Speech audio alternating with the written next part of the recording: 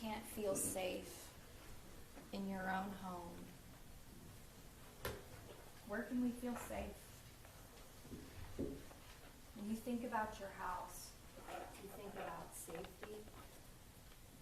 It's where you go to retreat, to get away from the world. It's where we grow up. It's where we have kids. It's where we mark on the inside of a doorway when they've gotten taller and taller.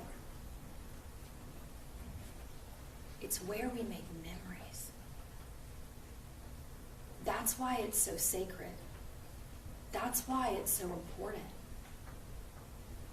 How many of us during the Thanksgiving holiday were in our own kitchens celebrating with our family? Christmas, right now, how many of us right now have a Christmas tree in our living room? Why do we do that? Why do we put Christmas lights outside our house?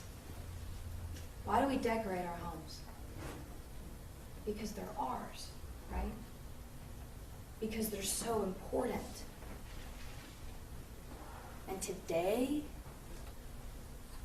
that's exactly why this day is so important. Because the sanctity, the safety of our homes has been compromised by what he did. He took her away. 28 years old, the rest of her life, at the hands of this defendant.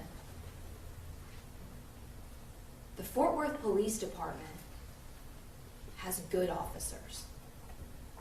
In fact, I've worked with some of the best officers in the state in my career. I trust them with my family. They actually do serve and protect. They don't have preconceived notions about the East Side. They don't go to certain parts of town and say some deserve to be served and protected, but not others. Only the good parts. Only the parts of town that I want to go to. That's not how it works here.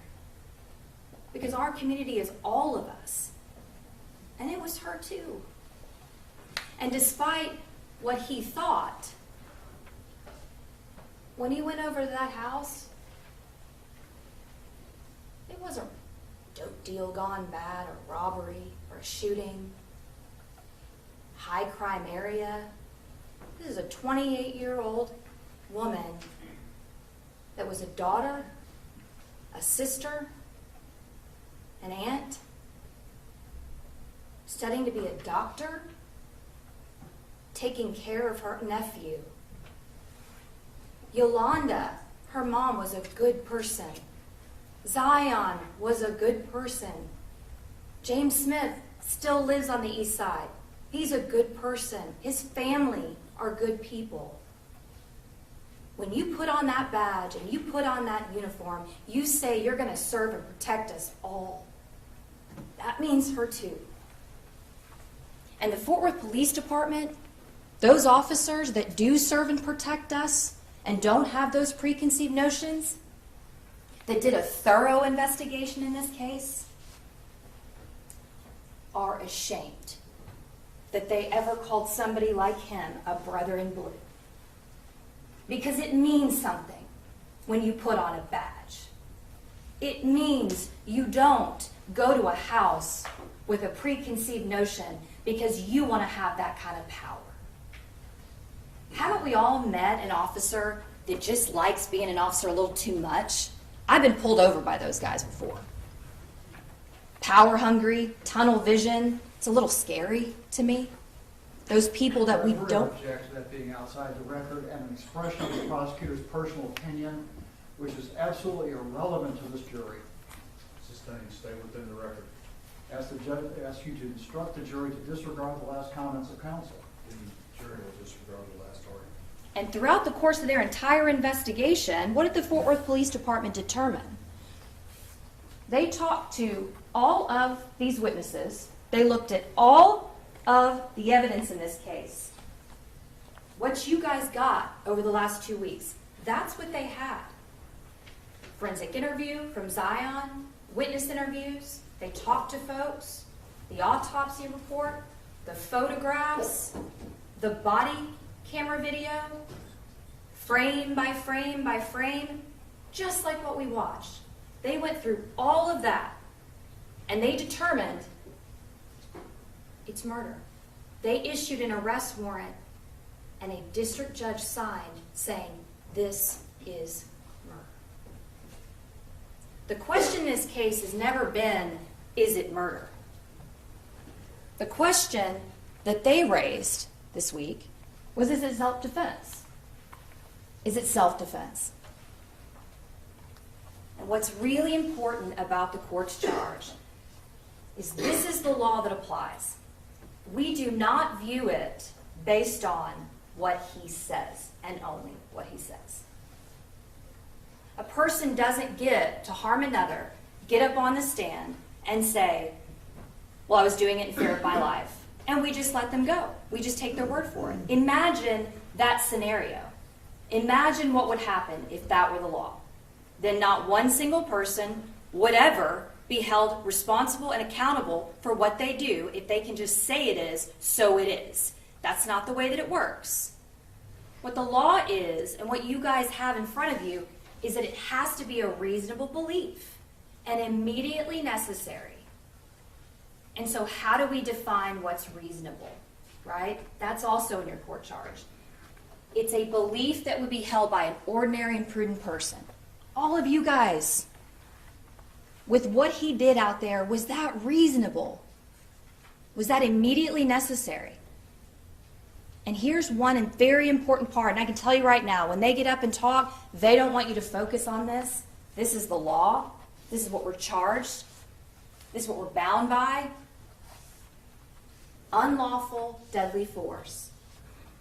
Unlawful force. The only way that this conduct is justified by this defendant is if it's reasonable to all of you, what he did, immediately necessary, and the most important part is her, meaning Atatiana's, unlawful force towards him, or unlawful deadly force. The only way he is justified in his conduct is that it's to the degree the actor reasonably believes the deadly force is immediately necessary to protect the actor being the defendant, against the other person, Atatiana's use of unlawful deadly force. So think about that for a minute.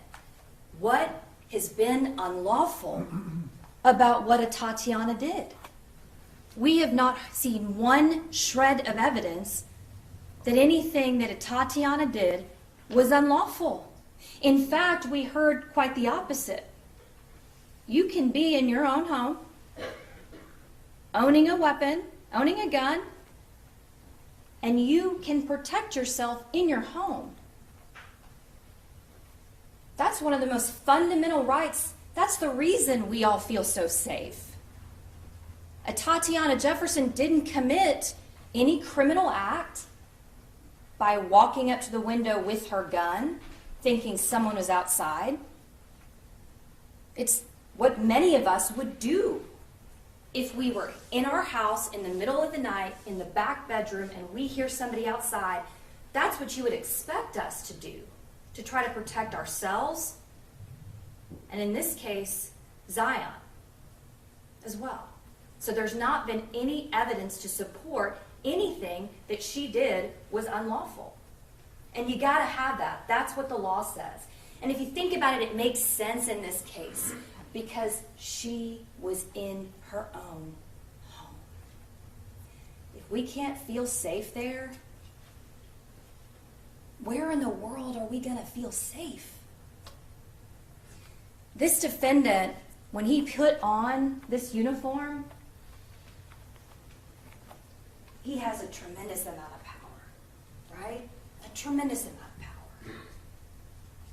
And when we talk about what's reasonable, when I talked earlier about the Fort Worth Police Department, when they went through and they did their thorough investigation of what happened out there, they considered all of what you guys have seen as well as the general orders. I put that in here too. You guys can ask for that. If you guys want to go through, you can ask for the general orders. You can see exactly what they say. It's not about what I say they say, or they say, or any kind of spin that the defendant wants to put on it when he took the stand. It's exactly what is written down. It's the very thing that the defense said in opening statement. They followed all the steps and procedures as you are supposed to. An open structure is a silent alarm, and he did everything right. That is what this Jay Coons got up here and said. He wouldn't agree with anything that we asked him, but that's the one thing he said. Everything he did was right. Well, that is not the case. Very first thing, officer receiving the call, that's him, right? He's the sheet officer. He's the main officer. He calls the shots. Step 2, B, all main exit ways should be guarded so as to prevent the escape of any defender. We start there and we fail, right? And that was one amongst the many, many, many, many things that he did wrong, because it wasn't important to him to serve and protect that day. It was important for him to get there, get in the action. Power. It can corrupt certain people. Certain people don't need to wear a badge. Certain people do not need to have the power and the control if they do not respect the accountability, and in this case, the grave effect that it had.